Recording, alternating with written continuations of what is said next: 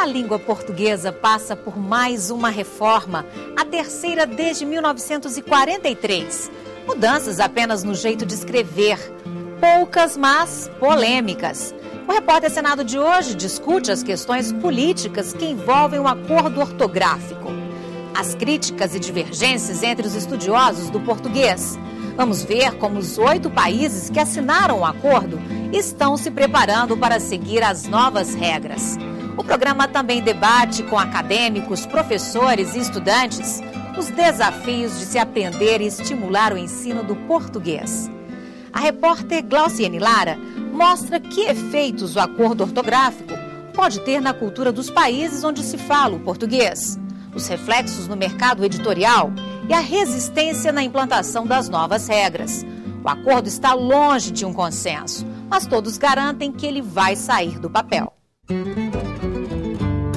A colonização portuguesa chegou a 4 continentes. Hoje, pelo menos 230 milhões de pessoas falam português, 80% são brasileiros. Portugal, São Tomé e Príncipe, Cabo Verde, Guiné-Bissau, Angola, Moçambique, Timor-Leste e Brasil, além das regiões de Macau, na China, e Goa, na Índia. E a língua ainda está em expansão. Não é só a língua que nos une-nos também uma história comum e uma cultura também comum. E é isso que é o maior cimento. A cultura é a única coisa que você parte e reparte e fica mais rico. O Brasil tem o maior acervo português fora do país ibérico. São 400 mil livros, todos impressos em Portugal e guardados no centro do Rio de Janeiro, no Real Gabinete Português de Leitura, um ícone da língua portuguesa. A língua portuguesa, ao longo desses 400, 500 anos, sofreu uma evolução contínua.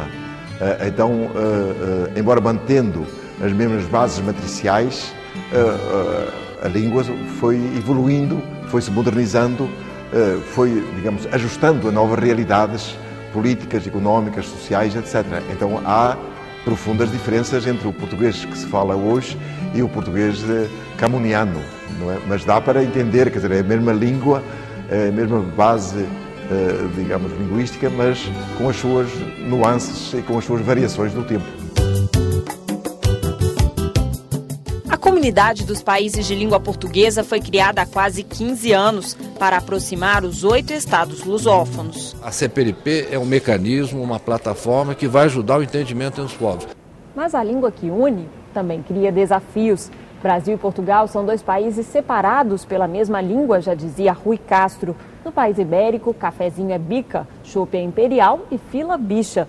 Terno é fato, meias são peúgas e calcinhas femininas, cuecas. Imagine a confusão que isso pode dar. E ainda nem chegamos na lista dos adjetivos. Nossa língua brasileira, ela tem uma série de questões que podem fazer com que hoje a gente pense em chamá-la de língua brasileira frente à língua portuguesa europeia. Mas, politicamente, seria muito complicado você falar assim. O são tomense White está no Brasil há 5 anos. Estuda letras na Universidade de Brasília e acha difícil traduzir um texto para a língua portuguesa. E tem que fazer 2 traduções. Ele tem que fazer interlingual, depois intralingual. A gente acha que fala o mesmo idioma, mas não fala. A fala é uma coisa, a escrita é outra coisa. Um tradutor, quando tem que traduzir um texto do inglês ou do francês ou do alemão para português, a primeira coisa que ele se pergunta é em que ortografia é que eu vou traduzir. É do lado de Portugal ou do lado do Brasil? Em 1975 nasceu o projeto do Acordo Ortográfico. Ele foi assinado em 1990 pelos países de língua portuguesa e demorou 34 anos para entrar em vigor. No Brasil, o Congresso aprovou o acordo em 2004. Ele passou a valer em janeiro de 2009. As novas regras vão conviver com as antigas até 2012. No período de transição, vestibulares e concursos vão considerar corretas as 2 normas ortográficas. Se o Brasil entra no Conselho de Segurança da ONU, o português tem que ser língua oficial da organização da ONU. Ao passar para ser língua oficial, tem que ter uma definição. Não vai escrever Não vai escrever tecto e teto, não vai escrever facto e fato. Vai ter que escrever de uma forma única, não é? Nós não podemos negligenciar essa dimensão política que a língua também, que é o português, falada e escrita de uma só forma e de uma só maneira, possa ter como consequências para os nossos próprios países. Não se compreende que a língua portuguesa, com a projeção que tenha duas ortografias, a do Brasil e aquela que eu chamo luso-afro-asiática. O acordo também tem efeitos no mercado editorial. As editoras vendem mais livros por conta do acordo. A África terá a ganhar com livros mais baratos, não é? Da mesma maneira como a África terá a ganhar também produzindo livros para os colocar no mercado brasileiro ou no mercado português. Imagine se eu possa escrever, possa passar a escrever para 500 mil leitores, para 1 milhão de leitores. O que é que isto significa?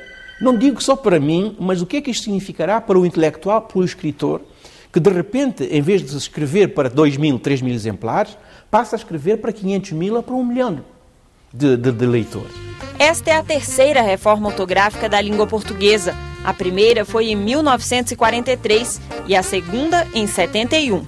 Eu acho que na prática não simplificou a vida de ninguém, complicou e não resolveu a questão que se propunha resolver, que era a questão da unidade, da lusofonia.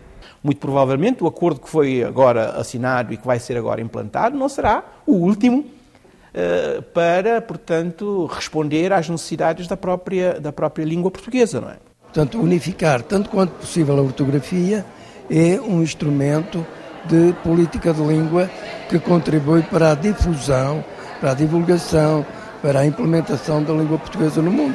O Brasil é o primeiro país a adotar a nova ortografia. Angola e Moçambique assinaram o acordo, mas ainda não aprovaram o documento no Congresso. Nós estamos esperando ainda pelo processo de ratificação, mas nós acreditamos que isso não leve muito tempo.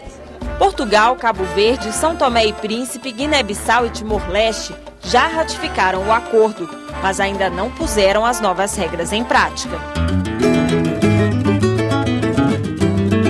Se não houver esse esforço de todos os países, dos 8 países da CPLP, os esforços brasileiros se frustram. Hoje nós praticamente vemos todas as publicações feitas no Brasil já adaptadas às mudanças que foram combinadas por meio desse acordo.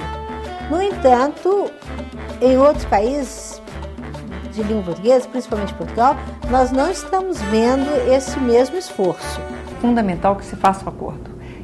Nós temos que ter uma língua portuguesa única, que seja respeitada, falada por todos aqueles países que têm como cultura sua língua portuguesa. Em Portugal existe uma certa renitência, não por causa de problema ortográfico, mas porque existe ainda na mente de alguns brasileiros, de alguns portugueses, a ideia de que a língua é deles. Mas acontece que a língua não é deles, a língua é também deles, mas a língua é de todos os países independentes que têm a língua portuguesa como língua de expressão oficial. Dizem que ele foi moldado mais para atender a reivindicações de filólogos brasileiros e de gramáticos brasileiros do que propriamente aos portugueses. Apesar das resistências que ainda perduram e ainda persistem em alguns setores da intelectualidade portuguesa, a tendência é que dentro de 2, 3 anos, eu penso, o acordo entre, digamos, em plena execução em Portugal. Eu vim de Portugal e li o jornal O Público e o jornal Diário de Notícias, são os 2 grandes jornais de lá, com as regras praticamente adotadas todas. Né? O acordo ainda não foi implantado porque nós pedimos uma moratória, mas parece-me que durante este ano o acordo será, pelo menos a nível oficial, implantado. Haverá depois a fase de transição para a mudança dos livros, sobretudo os manuais escolares. Guiné-Bissau espera tudo de Portugal, entendeu?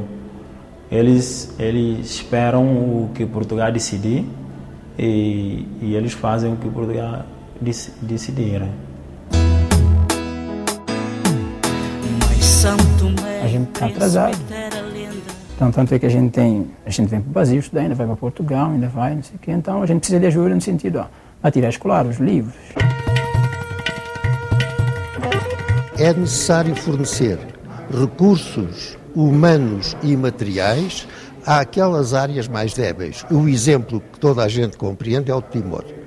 Timor teve 2 genocídios na mesma geração.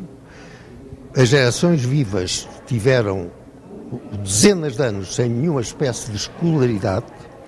Eles são obrigados a ter boas relações com o inimigo e assumiram que a sua identidade implicava a língua portuguesa.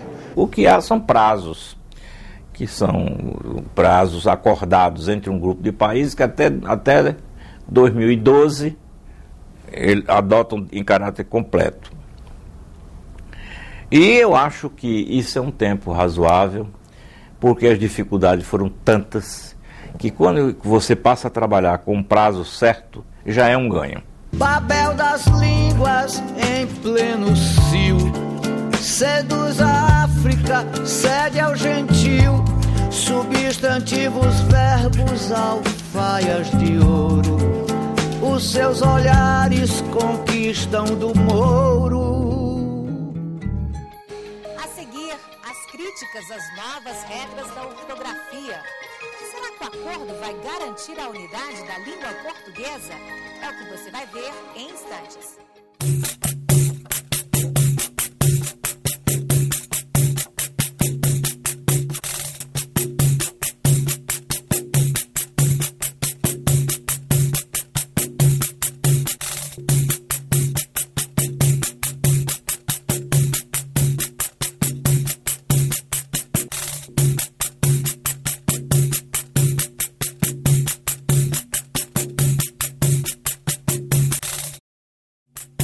Acho fácil, porque assim, não tem tantas palavras com hífen, e quando tem são bem pouquinhas.